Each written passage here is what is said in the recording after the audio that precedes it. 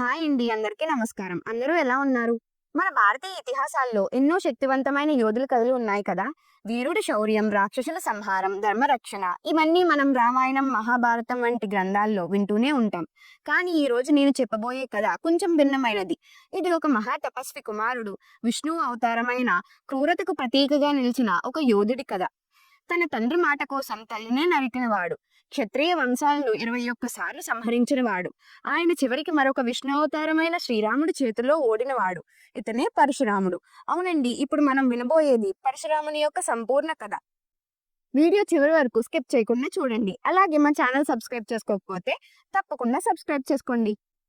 పరశురాముడి చరిత్ర చాలా చిత్రమైనది.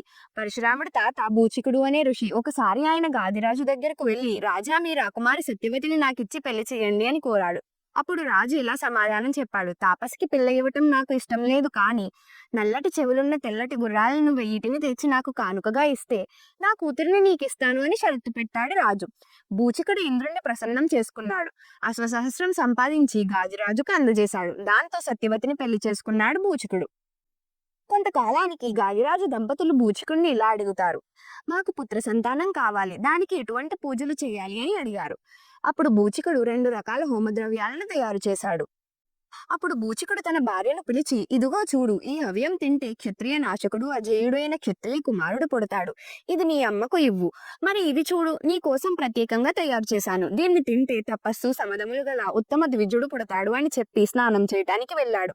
అతను వెళ్లిన కొద్దిసేపటికే అత్తమామలు వచ్చారు. సత్యవతి తన తల్లికి హవ్యాలు చూపించింది. వాటి ప్రభావం వివరించింది.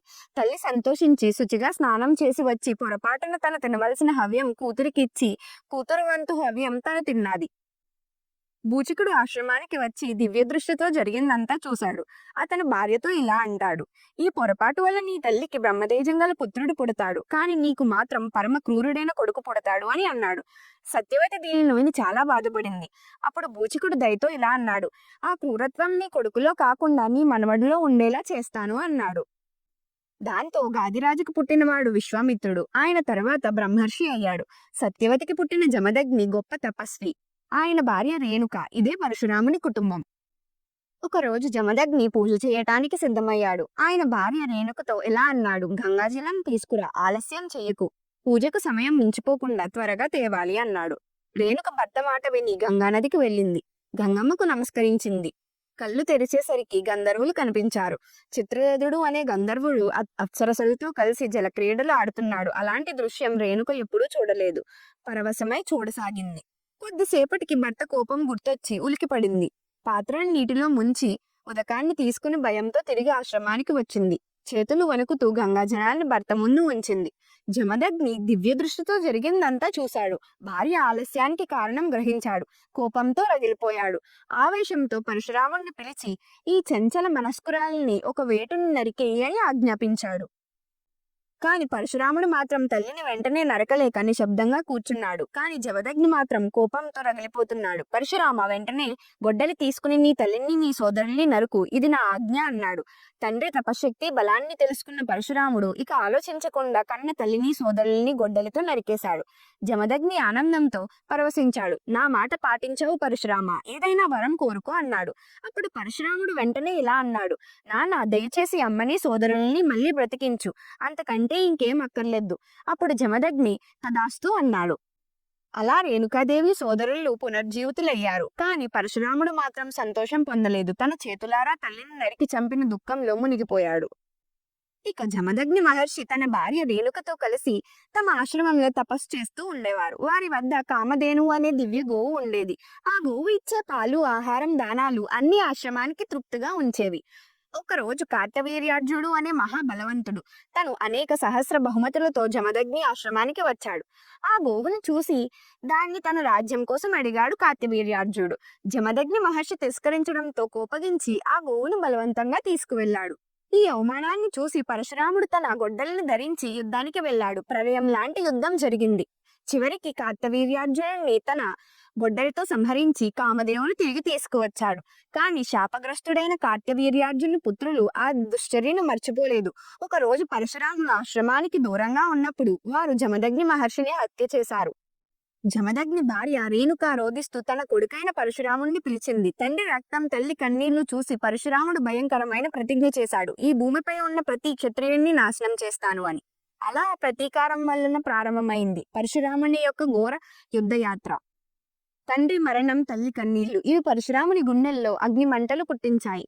అలా ప్రారంభమైంది ఈ ఘోర యాత్ర. పరశురాముడు తన గొడ్డలితో క్షత్రియులపై యుద్ధాలు చేస్తూ ఒక్కసారి కాదు, 2 సార్లు కాదు, 21 సార్లు మొత్తం క్షత్రియ వంశాలను సంహరించాడు. ఈ రక్త సముద్రం తర్వాత ఆయన సంహరించిన రాజుల రక్తంతోనే ఒక పెద్ద యజ్ఞం చేసి దాన్ని శమంత పంచకమని పిలిచారు. ఆ ప్రదేశం ఈ రోజుకి పవిత్ర క్షేత్రంగా భావించబడుతుంది. ఆ తర్వాత కర్మఫలాన్ని భూమాతకు సమర్పిస్తూ పరశురాముడు సముద్రాన్ని వెనక్కి నెట్టి కొంత భూమిని సృష్టించాడు.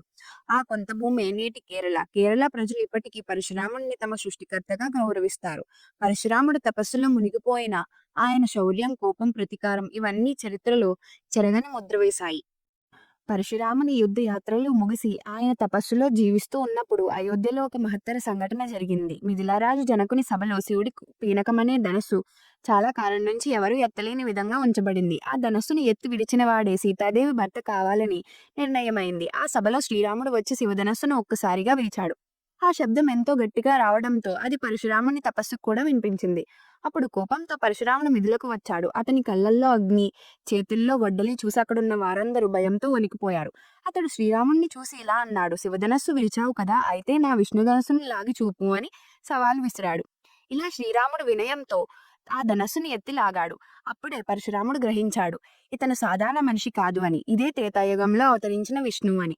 ఆ క్షణంలోనే పరశురాముని కోపం శాంతమైపోయింది. తన ఆయుధాలను శ్రీరామునికి సమర్పించి తపస్సులోకి వెళ్ళిపోయాడు. ఇలా పరశురాముడు ఒక తపస్వి, ఒక యోధుడు, ఒక అవతారం.